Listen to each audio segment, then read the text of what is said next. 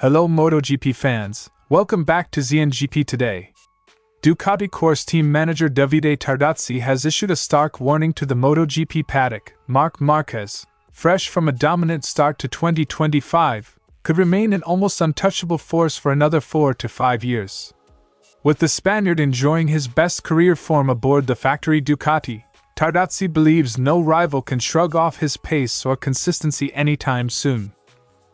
Rookie sensation Pedro Acosta has opened up about KTM's form, his admiration for Maverick Viñales, and the now viral "Who?" moment regarding Marc Márquez.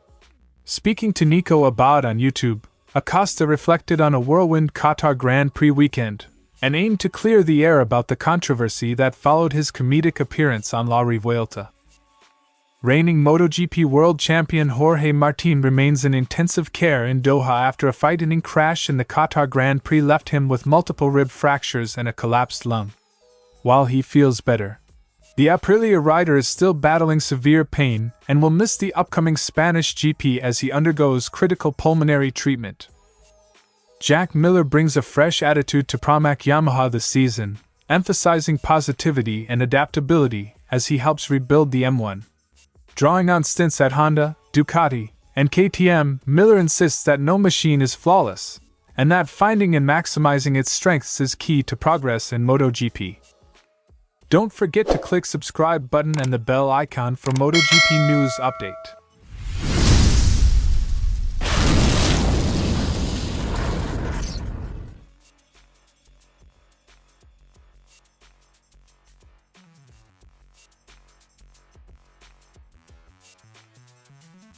Since switching to Ducati's Desmosedici GP, Márquez has been relentless. He's swept all 4 sprint races and won 3 of 4 main Grands Prix, including a commanding victory in Qatar that extended his championship lead to 17 points over Alex Marquez and 26 over Pecco Bagnaia. Marc lapped in 1 minute and 52.5 seconds and 1 minute and 52.6 seconds 4 to 5 laps from the checkered flag, showing who is king. Tardozzi points to those late race laps as proof of Marquez's unmatched race pace, even on circuits that previously posed challenges for him.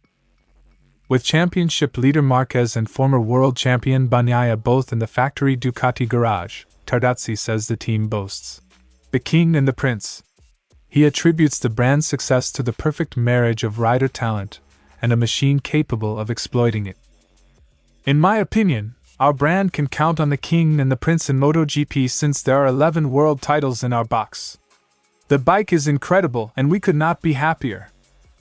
Despite Marquez's superiority, Tardozzi expects Bagnaia to snag occasional victories, provided he balances aggression with strategic sense. While Marquez continues his onslaught, Tardozzi emphasizes that Bagnaia's maturity will be crucial. Having learned to pick his battles and settle for second when necessary, Bagnaia remains Tardozzi's key title contender behind Marquez's lead. It is possible Marc wins the rest of the races in 2025, however I think Pecco will come out on top on some occasions, especially because he has matured and understood that it is okay to settle for second place if there are too many risks, Tardozzi said. Tardozzi adds that Bagnaia's laser focus on the championship goal, and willingness to avoid unnecessary gambles, could pay dividends. Looking ahead, Tardozzi predicts that Marquez's current form marks the best version of the 8-time world champion, one capable of sustaining his dominance well into the latter half of the decade. Today's Marc is much better than he was, and I imagine he can be dangerous for another 4 or 5 years, concluded. With Marquez 85 points clear of the top non-Ducati rider and Ducati leading the constructors and team standings by similar margins, Tardozzi's message is unambiguous. The rest of the grid must brace for a prolonged era of Ducati's supremacy under Marquez's leadership. As the paddock heads to Europe, Davide Tardozzi's words will echo in every team garage. With Marc Márquez at his peak and Pecco Bagnaia in support, Ducati looks unbeatable, and rivals will need nothing short of a revolution to challenge what may be the most formidable Ducati era yet. Acosta praised teammate Maverick Viñales for his standout performance at Losail, where the KTM rider led much of the race and crossed the line in second before a tire pressure penalty dropped him in the final classification. Maverick had a great race on Sunday. Everything came together for him. He started in front, got into fourth on lap 1, and picked up the pace. We've shown that when we don't have problems like on Friday and Saturday, we're competitive. That's already a step forward, Acosta said.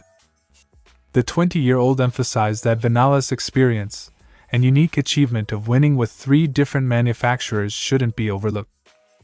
He's the only one to win with 3 brands. We've known his talent since 125 cubic centimeters. When things go well, he brings out what he's got. Much of the media storm surrounding Acosta recently stemmed from a viral clip in which he seemingly downplayed Marc Márquez with a dismissive "Who?" on La Revuelta. Acosta now insists the moment was misunderstood. The KTM rookie also took a moment to express genuine respect for the 8-time world champion. That was misinterpreted. You have to understand Broncano's show is a comedy, not a serious interview like El Hormiguero. It was overstated. What you see is what you get. I'm not playing a character. More than wanting to beat him, I want to be able to lose against him. Because just fighting someone like that is already a huge step. While Viñales' Sunday performance gave KTM reason to smile, Acosta highlighted the inconsistencies that still plague the Austrian team. He described how the same bike felt drastically different between Saturday's sprint and Sunday's main race. It's complicated. We're racing with a lot of problems around us. Saturday's bike was the same as Sunday's, and suddenly the problems were gone. It's like night and day. But little by little, we're trying to close the gap. Pedro Acosta remains one of MotoGP's most candid and intriguing voices. Behind the bravado and playful barbs lies a rider keenly aware of the steep climb ahead. With KTM showing signs of real pace and Acosta steadily maturing under the spotlight, it might not be long before he finds himself fighting, and maybe even beating, Marc Márquez head-to-head. Martin made his long-awaited debut for the factory Aprilia squad in Qatar, qualifying 14th and finishing 16th in Saturday's sprint. During Sunday's 22-lap Grand Prix, however, he was struck by Fabio Di Giannantonio after running wide at turn 5. The impact forced Martin into an immediate hospital trip, where scans revealed 11 broken ribs and a hemopneumothorax, a collapsed lung compounded by blood accumulation. Aprilia and MotoGP's medical director Dr. Angel Chart have provided a cautiously optimistic bulletin on Martin's condition. Jorge Martin remains in the intensive care unit at Hamad Hospital. His injuries are progressing satisfactorily. The chest drainage for his hemopneumothorax is progressing favorably. His pain is under control, despite the rib fractures he has, Dr. Chart added. Dr. Chart emphasized that Martin must continue pulmonary drainage until roughly 90% of the fluid has been removed before any transfer home can be arranged. He is expected to fly back to Aprilia's clinic by medical aircraft once stable, but only after the critical chest work is complete. From his hospital bed, Martin thanked supporters and vowed to return stronger, even as he admitted the pain remains intense. These have been difficult days, but now I'm starting to move a bit more and feel better, although the pain is still intense. Thank you from the bottom of my heart to everyone who has supported me. I will continue to fight to be one of the strongest ever. Quote from Martin. The 25-year-old Spaniard's spirit remains high, though Aprilia has not yet confirmed when he might resume riding, even if optimistic reports suggest he could be sidelined until the Austrian GP in August. With Martin unavailable, Aprilia has turned to their test rider Lorenzo Salvadori to fill the 4th Aprilia RSGP at the Spanish Grand Prix. Salvadori, who has already stepped in for Martin in Qatar practice, will race alongside Marco Bezzecchi and Maverick Viñales in Jerez, ensuring the team can continue developing the bike in Martin's absence. Jorge Martin's crash serves as a stark reminder of MotoGP's inherent risks, even for its brightest talents. As he endures a painstaking recovery in intensive care, Aprilia and the paddock will be watching closely. When Martin does return, the the world champion's resilience will be as crucial as his speed in reclaiming the crown. From the very start of his career, Miller has adopted a simple mantra: focus on what's good and ignore the rest. Speaking to Speedweek, he explained how that mindset has guided him through every bike change, whether it was learning the nuances of Honda's V4, exploiting Ducati's outright power, or grappling with KTM's chatter issues. Absolutely yes. That's how I've done it throughout my career. With Honda, Ducati, and KTM, I always tried to look at the strengths and build on those. Even if things go badly, you have to make the best of it, and not the worst. But to do this, you have to understand where the strengths lie. You never have the perfect motorcycle, Miller said.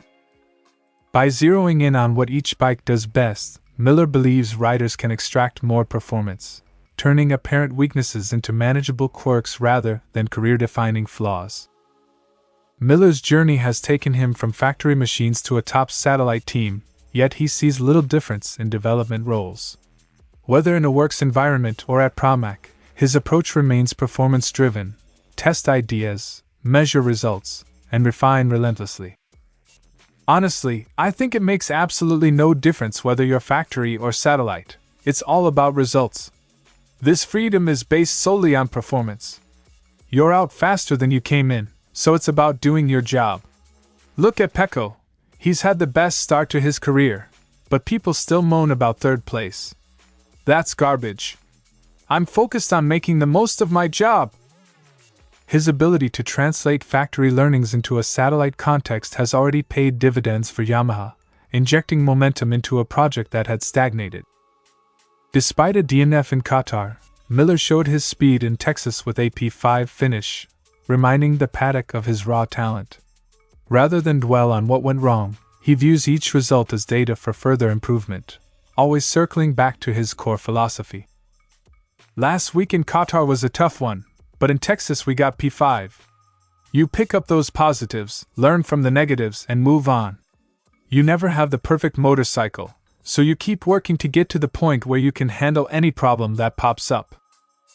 His commitment to consistency over perfection has kept morale high within the Yamaha garage and set a tone of steady, sustainable growth. As Jack Miller continues to coax performance from the Yamaha M1, his "make the best of it" ethos resonates across the paddock. With his blend of experience, positivity, and raw pace, the Pramac Yamaha rider is proving that championships aren't won on perfect machines, but on riders who refuse to be defeated by them. The season ahead looks brighter for Yamaha, and Miller's approach may be just what they need to challenge at the front once more. Thanks for watching ZNGP Today, and this is your MotoGP news update. And see you next time!